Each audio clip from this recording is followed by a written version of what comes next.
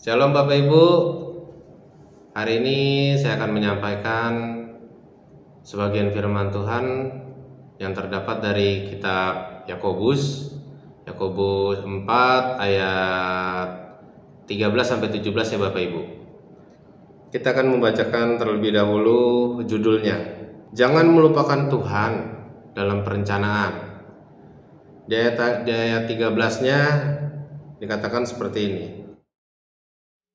Jadi sekarang, hai kamu yang berkata, hari ini atau besok kami berangkat ke kota Anu, dan di sana kami akan tinggal setahun dan berdagang serta mendapat untung. Sedang kamu tidak tahu apa yang akan terjadi besok. Apakah arti hidupmu? Hidupmu itu sama seperti uap yang sebentar saja kelihatan, lalu lenyap. Sebenarnya kamu harus berkata, jika Tuhan mengendakinya, kami akan hidup dan berbuat ini dan itu. Tetapi sekarang kamu memegahkan diri dalam congkakmu, dan semua kemegahan yang demikian adalah salah. Jadi jika seorang tahu bagaimana ia harus berbuat baik, tetapi ia tidak melakukannya, ia berdosa. Jadi di sini Tuhan mau menyampaikan untuk kita, janganlah kita merencanakan segala sesuatu itu Bapak Ibu tanpa tanya Tuhan.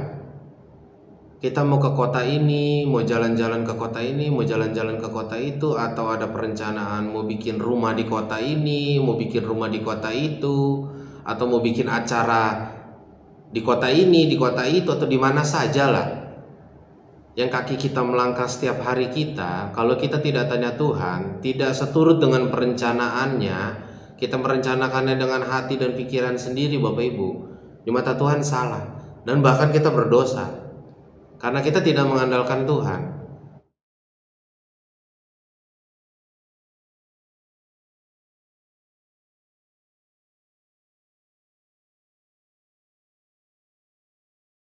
Nah di sini Tuhan bilang, hidup kita ini seperti uap.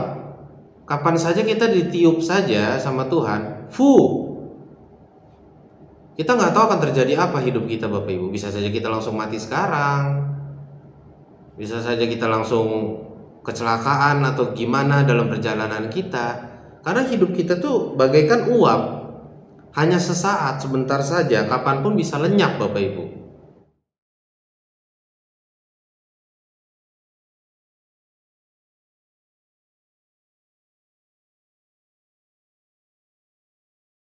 Jadi di sini juga Tuhan bilang, kalau Tuhan sudah menghendaki dan berkenan di dalam setiap perjalanan kita, di mana saja yang kita tanya kepada Dia, nggak akan salah Bapak Ibu, pasti benar. Nah di sini dikatakan lagi, tetapi sekarang kamu malah memegahkan diri. Kita udah nggak nanya Tuhan dalam rencana kita, dan kita tidak mengandalkan Tuhan, malah kita sombong. Padahal ternyata Tuhan tidak berkenan, tidak suka. Disebut di sini kita harus berbuat baik. Uang yang kita miliki itu, harta yang kita miliki itu, kita bisa berbuat baik kepada orang lain, berbagi kepada orang yang lebih susah dari kehidupan kita, pasti banyak.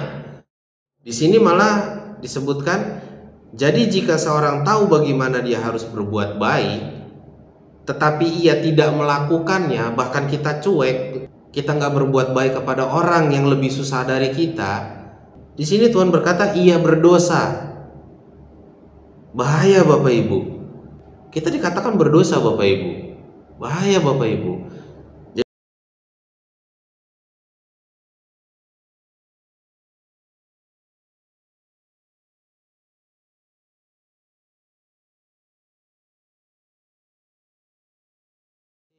Janganlah kita menumpuk dosa-dosa yang kita telah perbuat Bapak Ibu.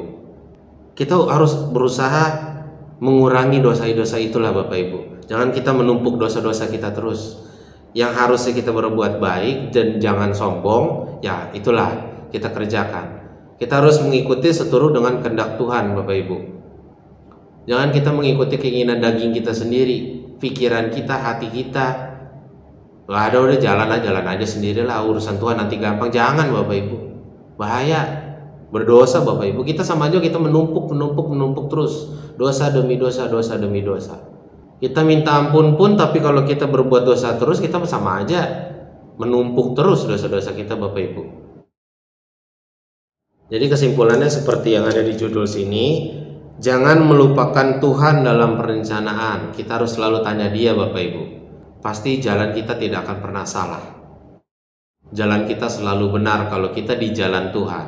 Kalau kita di jalan pikiran kita sendiri dan hati kita sendiri Bapak Ibu, pasti salah.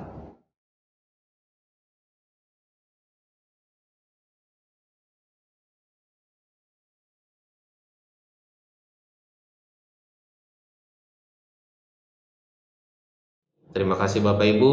Shalom.